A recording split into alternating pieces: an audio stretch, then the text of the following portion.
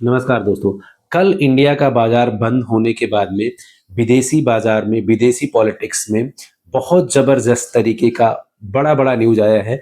चाहे वो ईरान और अमेरिका के बीच में टॉक्स हो या फिर पोलैंड का अपने एयर स्पेस को बैन करना हो या फिर अमेरिका का 25% इंडिया के ऊपर से टैरिफ हटा देना, जो कि रशियन ऑयल बाइंग के ऊपर लगा था। साथ के साथ अमेरिका का ईरान के ऊपर 25% का टैरिफ लगा देना। वो जितने सारे देश जो ईरान के साथ बिजनेस करते हैं उस पर अमेरिका 25% का एडिशनल टैरिफ लगाएगा। साथ के साथ चाइना बहुत बड़ी मात्रा में गोल्ड खरीद रहा है दोस्तों, और सिल्वर में लगभग 10% की रिकवरी कल हुई है फॉरेन के मार्केट में, और गोल्ड लगभग 5,000 के आसपास ट्रेड हो रहा है दोस्तों। तो इन सब बातों पे डिटेल में डिस्कस करेंगे। अगर आप चैनल पे नए हैं तो लाइक करें, शेयर करें और सब्सक्राइब करें दोस्तों।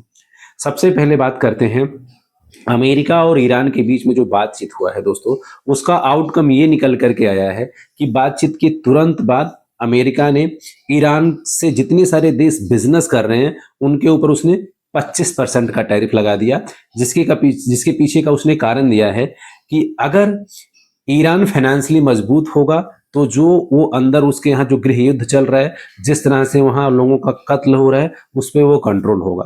तो ये पॉजिटिव नहीं है ईरान और अमेरिका के टॉक्स के बीच में, क्योंकि जिस तरह से अमेरिका की जंगी जहाज ईरान को घेर करके रखा हुआ है, चाहे वो अब्राहम लिंकन का युद्धपोत बेड़ा हो या उस पर जितने सारे एयरक्राफ्ट हैं या फिर और भी जितना उसने मिडल ईस्ट के रेंज में जितने सारे उसने मिसाइलें डिप्लॉयड कर रखे हैं, ये सब ईरान के लिए एक बहुत बड़ा खतरा है।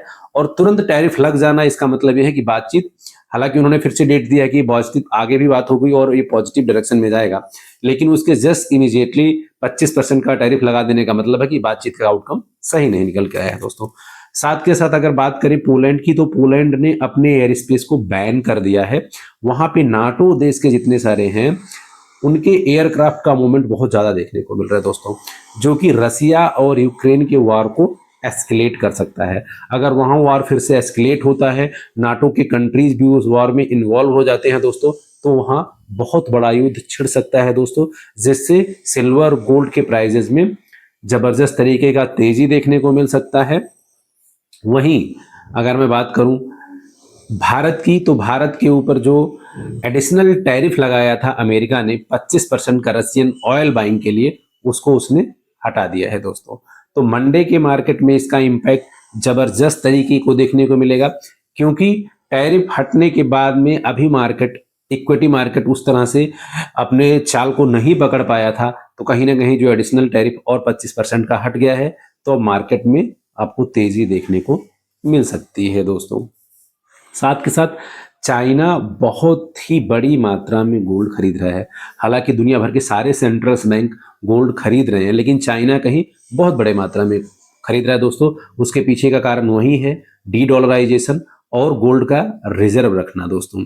तो ये एक बहुत बड़ा न्यूज है, जिससे आने वाले टाइम में और भी प्राइजेस को सपोर्ट मिल सकता है। हालांकि गोल्ड के प्राइजेस स्टेबल थे, 4600 तो गए इस हफ्ते के पहले में, लेकिन हफ्ता बीतते बीतते $5,000 को फिर उसने टच कर लिया दोस्तों।